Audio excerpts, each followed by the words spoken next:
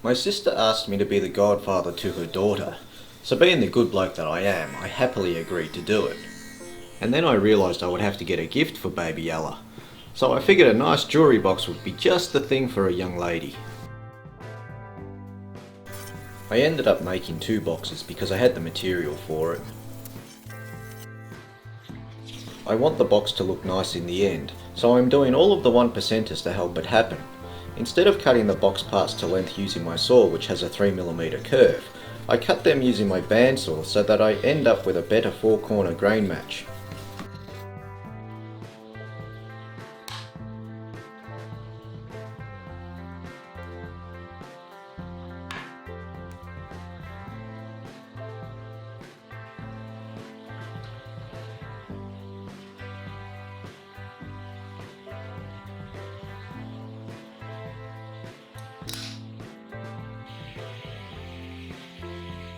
So that I get a nice clean mitre cut, I always hog away the waste so that it doesn't get jammed between the blade and the table insert, which always ruins the cut when that happens.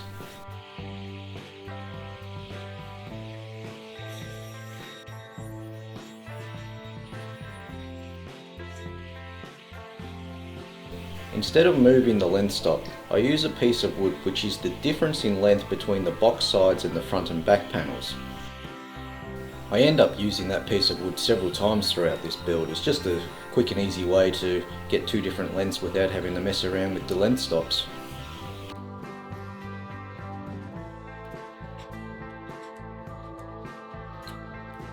And just a quick check to make sure the grain lines up on all 4 corners.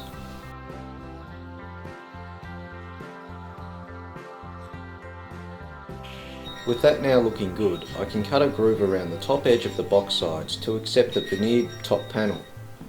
It's about 6mm thick, so I need to do 2 passes because I don't have a dado stack. This is one of those veneered panels I made in a video quite some time ago. There'll be a link in the description if you want to go and see it. It has a 6mm plywood core with a veneer of Tasmanian Myrtle on either side.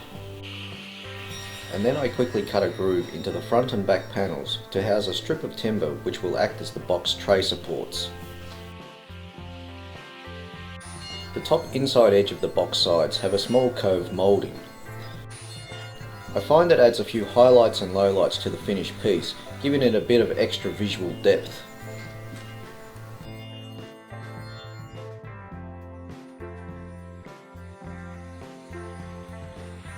Now I can sand the inside face of the box components and glue it all up.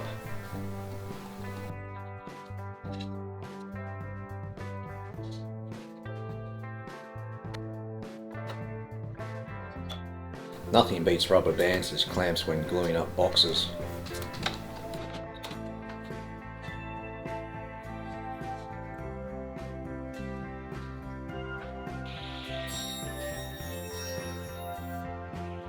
To keep things nice and simple, I just used a plywood bottom for this box. It just gets glued into a rebate into the bottom of the box, nice and easy.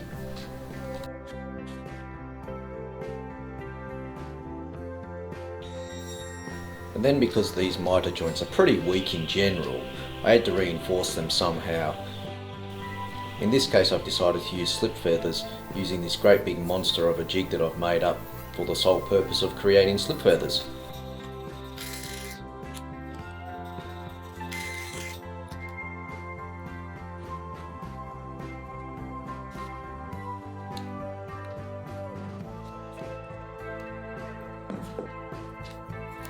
And once again I use a rubber band to hold the slip feathers in place so that I can continue on and install the ones below it without knocking the ones above it. And here's a good tip, apply pressure to the back edge of the blade when trying a flush cut. It stops the teeth from digging into the face of the panel that you're trying to protect.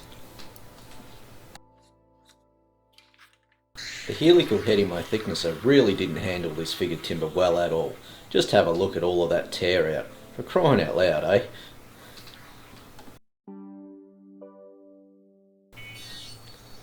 And then I can separate the lid from the body by ripping it on the saw, finishing the cut off with a knife, and then doing a final cleanup pass on the saw, just taking off the slightest amount. And now I want the lid to sit flush onto the body perfectly, so I refined the two sides with a hand plane. It takes a bit of time, but it's well worth it. You can see it's rocking there. A few swipes with a hand plane and you get it lined up nearly spot on perfect.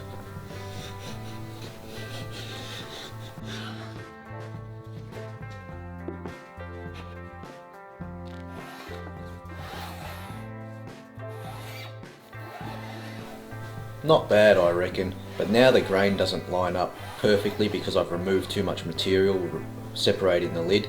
So I've decided to add in a bit of Jacaranda as a lipping, and that will replace the material that is now lost, realigning all of the grain. That's the plan anyway, and it did work out. I'm pretty happy with it.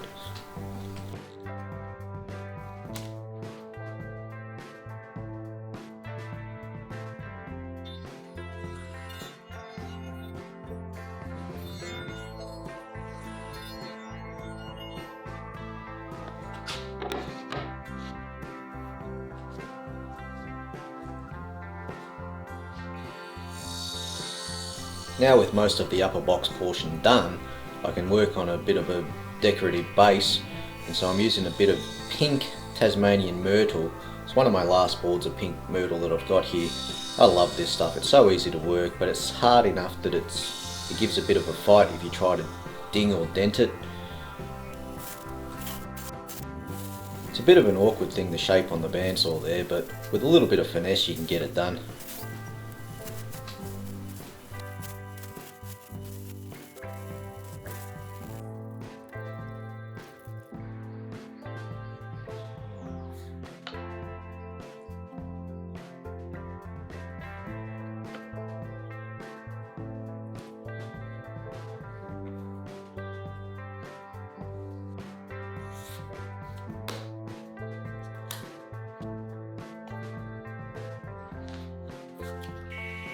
I decided to add a little bit of a shadow line between the body and the lid, so I cut away 2mm of the Jacaranda lipping. I think it turned out pretty good in the end, but at this point in time I was pretty unsure of myself.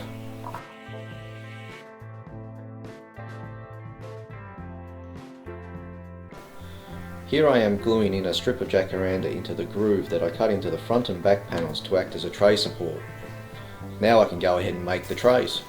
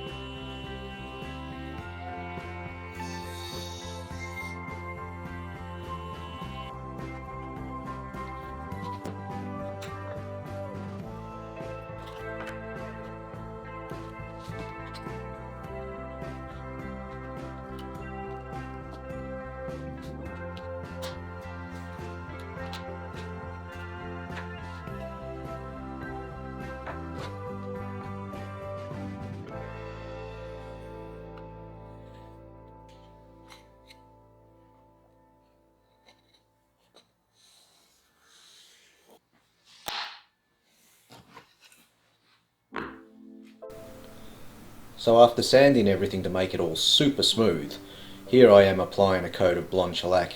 I'll put 2 coats of blonde shellac on here, and then later on I'll rub it back to smooth it all out, make it look good, and then I'll put a coat of traditional wax on it over the top.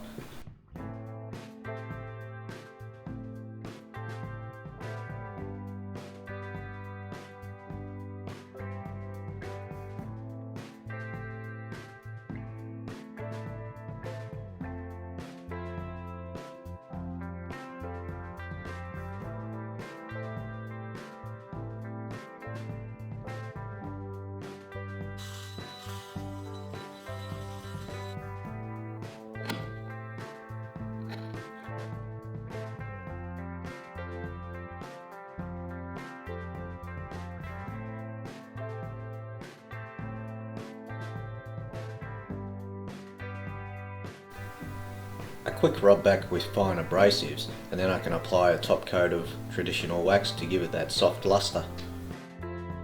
Wax on, wax off. To finish up, I tape down some of this red stuff. I'm not too sure what it is. It's like a very thin carpet which feels and looks nice, so I'm pretty happy with it.